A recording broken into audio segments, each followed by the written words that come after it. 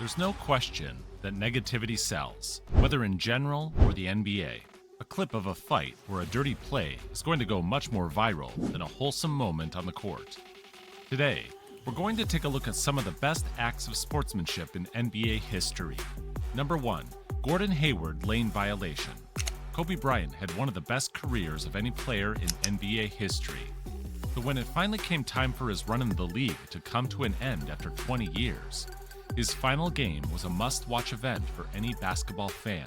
In fact, the Golden State Warriors were playing the same night with a chance to set the regular season wins record, and almost everyone was still tuning into what otherwise would have been a meaningless game between two teams that were already eliminated from the playoffs. The Los Angeles Lakers against the Utah Jazz. But with it being the final time the Black Mamba would take the court, all eyes were on the Staples Center. It was a star-studded event with some of the biggest celebrities in the country in attendance. At this point, Kobe was 37 years old, and it was clear that there was not much left in the tank. However, he proved that night that there was enough gas for one final scoring explosion.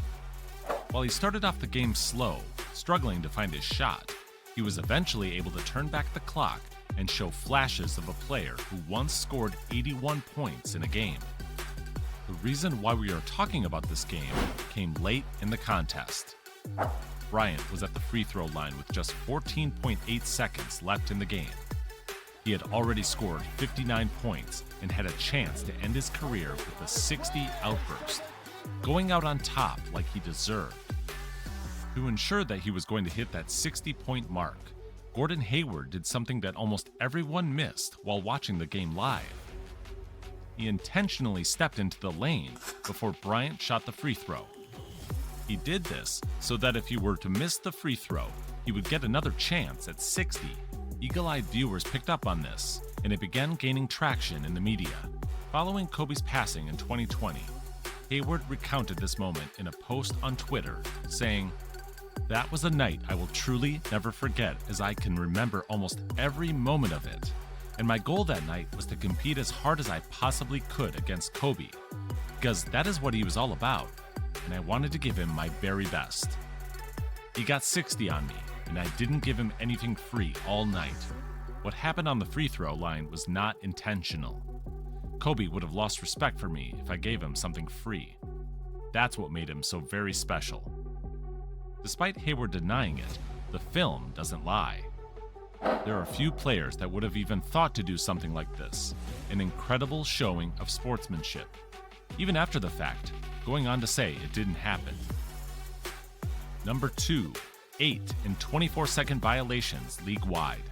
When Kobe Bryant passed in a tragic helicopter crash, the basketball world came to a screeching halt. He was a player that defined his generation in the league and inspired the generation that came after him. As a sign of their respect, in the games that shortly followed after his passing, teams across the league intentionally took 8 and 24-second violations as a sign of respect to memorialize the fallen great. Players and coaches were clearly all on board with this.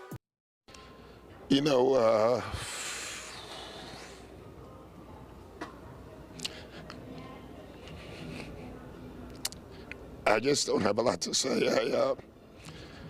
The news is just devastating to everybody who knew him, known him a long time.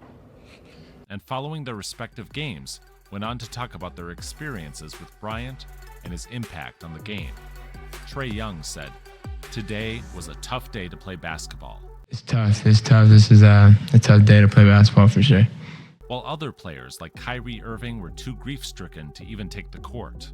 Despite the games going on, this was truly a day that basketball stopped to remember one of the greatest talents to grace the court. Number 3, Tim Duncan giving opposing player advice. Tim Duncan is known as being one of the nicest and most humble players that the league has ever seen. There are a handful of stories of his sportsmanship that may be brought up later. But what if I told you that one time, during a game, he tried to give an opposing big man advice on how to score on him?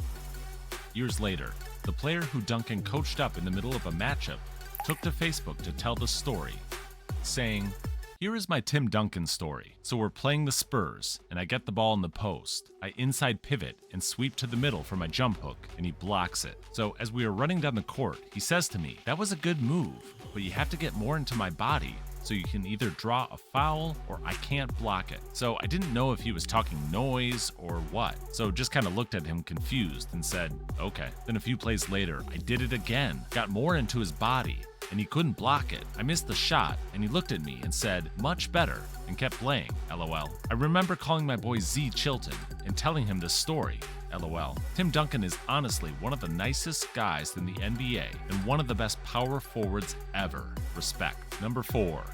Greg Popovich tells fans to stop booing Kawhi Leonard. It is never easy for a fan base to cope with their star player leaving their team.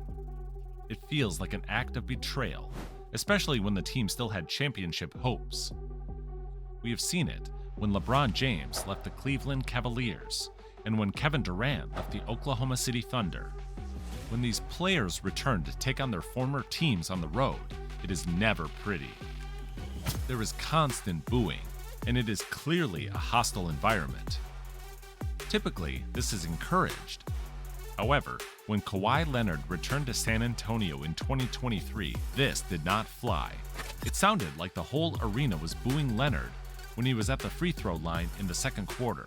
But then head coach Greg Popovich did what no coach had ever done before. He stopped the game, walked over to the scorer's table, and grabbed a microphone, saying, "Excuse me for a second, can we stop all the booing and let these guys play? Have a little class. That's not who we are. Knock off the booing." Excuse me for a second. Pops on the mic. Stop all the booing, let these guys play. It's got no class, it's not who we are. Knock off the booing. While this effort was in vain, and the boos only got louder for the remainder of the contest, this was a class act from Popovich, especially when taking into account that he was the general manager at the time who was forced to give in to Leonard's trade demand. What are some of the great moments of sportsmanship that we missed?